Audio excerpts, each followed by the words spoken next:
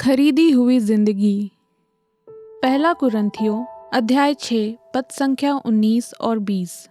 क्या तुम नहीं जानते कि तुम्हारी देह पवित्र आत्मा का मंदिर है जो तुम में बसा हुआ है और तुम्हें परमेश्वर की ओर से मिला है, और तुम अपने नहीं हो क्योंकि दाम देकर मोल लिए गए हो।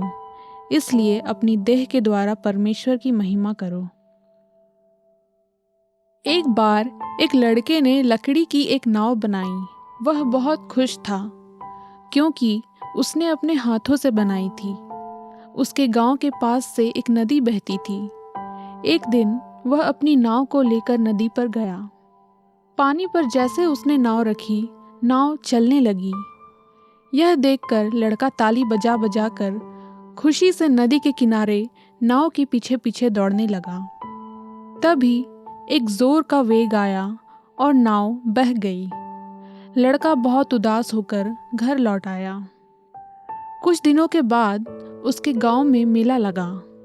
वह मेला देखने गया। जब वह एक दुकान से दूसरी दुकान घूम रहा था तो उसे अचानक से एक दुकान पर अपनी नाव टंगी हुई नजर आई। उसने दुकानदार से कहा, यह नाव मेरी है, मैंने इसे बनाया है, मुझे दे दो। दुकानदार ने कहा, मैं तुम्हें ऐसे नहीं दे सकता, तुम्हें खरीदनी होगी। लड़के ने उसे कीमत देकर खरीद ली। कभी हमने यह सोचा है कि हम खरीदे हुए इंसान हैं? परमेश्वर ने हमें बनाया। उत्पत्ति अध्याय 1 पद संख्या 26-27। किंतु जब हमने खुद को संसार की धार पर छोड़ दिया तो हम संसारिकता की वेग में बह गए, परमेश्वर से बहुत दूर चले गए। परमेश्वर से दूर होकर दुख और पीड़ा में हम अपनी जिंदगी जीने लगे। हमारी ऐसी जिंदगी को देखकर परमेश्वर से रहा नहीं गया। उसने अपने पुत्र प्रभु यीशु मसीह को इस संसार में भेजा, जिसने सलीम पर अपना प्राण देकर हमें अपने लहू से खरीद लिया।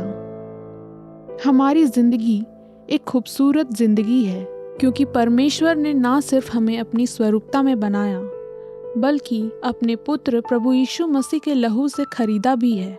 हमारे जीवन पर केवल परमेश्वर का अधिकार है। परमेश्वर के द्वारा हमारा सृजा जाना, प्रभु यीशु मसीह के लहू से खरीदा जाना परमेश्वर का एक अद्भुत कार्य है। आइए प्रार्थना करें। प्रभु जी, हम आपका धन्यवाद करते हैं कि आप न सिर्फ हमारे सृष्टिकर्ता है बल्कि उद्धारकर्ता भी। हम खुद को आपके हाथों में समर्पित करते हैं। आमीन।